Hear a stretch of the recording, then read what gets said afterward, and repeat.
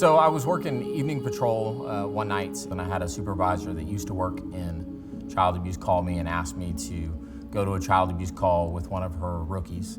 And so I responded to that call. I got to their apartment complex, I parked my police car, and I walked in. We received a priority 1 investigation, which means immediate contact was needed.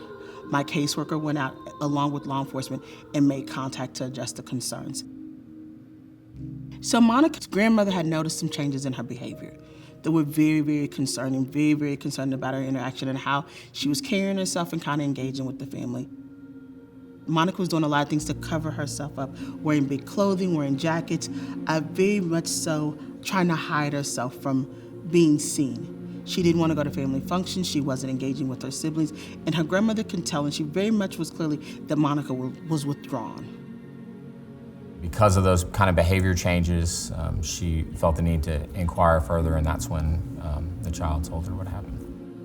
One of the unique things about child abuse investigations is I didn't talk to that child at all that night. We train our officers not to interview child victims because we want to save that interview for a forensic interviewer who's specially trained in that area. So our first step is to get the information as quickly as we can, get her to a safe environment, which is the Center for Child Protection, so we can make ongoing safety decisions away from her abuser.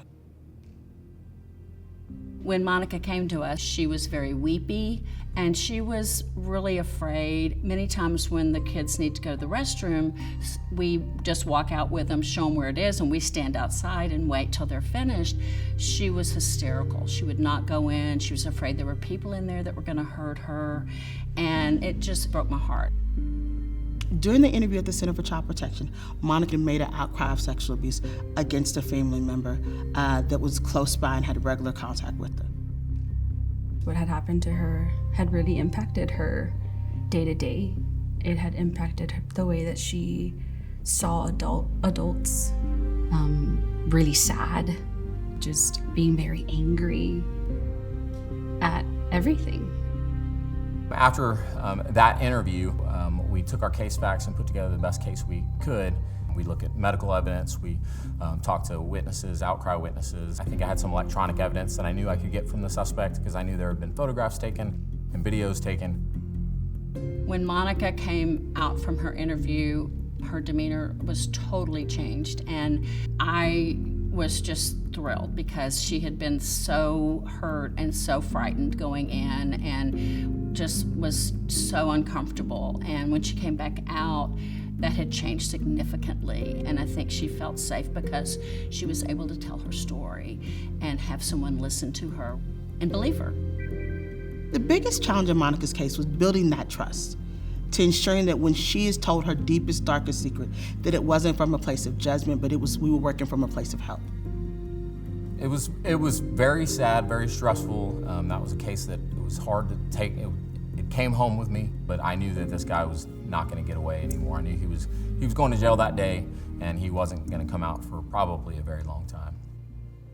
Once we can get them in the center and get them in to tell their story, it just changes everything. That's why I go back every week, because I love to see their faces when they have told their story and they come out, because I know that they're on their way, that they're not going to be a statistic, that they're going to be a victory. I think when we started talking about those different concepts, the more difficult ones, we get creative with it. Sometimes we'll paint, sometimes we'll take a walk while we're talking. So a lot of good conversation was had there. I think she just got to explore what made her feel safe at the center.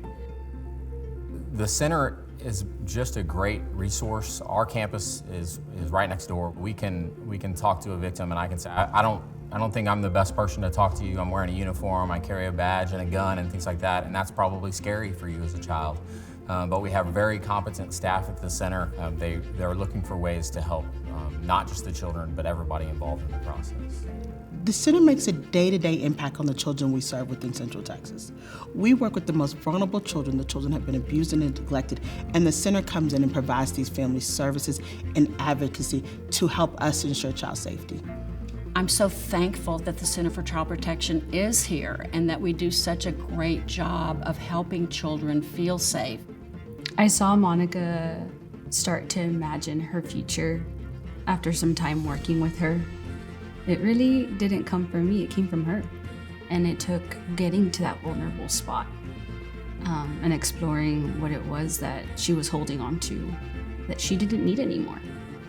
I think the ability to overcome such a traumatic event has to be a joyous moment in her understanding her own personal growth through this tragedy. As a parent myself, you don't want anything bad to happen to your children, but there's bad people in the world, and so Monica obviously was victimized. As somebody who's not been a victim of that type of trauma, I just can't imagine the strength that it takes to come through those things. I show up every day to try to push this mission forward because I believe that every child deserves to be heard, believed, and supported. I am so grateful that I get to be a part of that because it matters.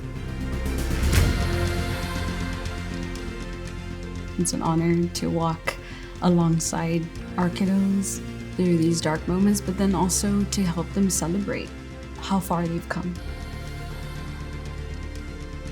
I'm truly proud of Monica, and I'm proud of the whole team for just always working together for these types of cases.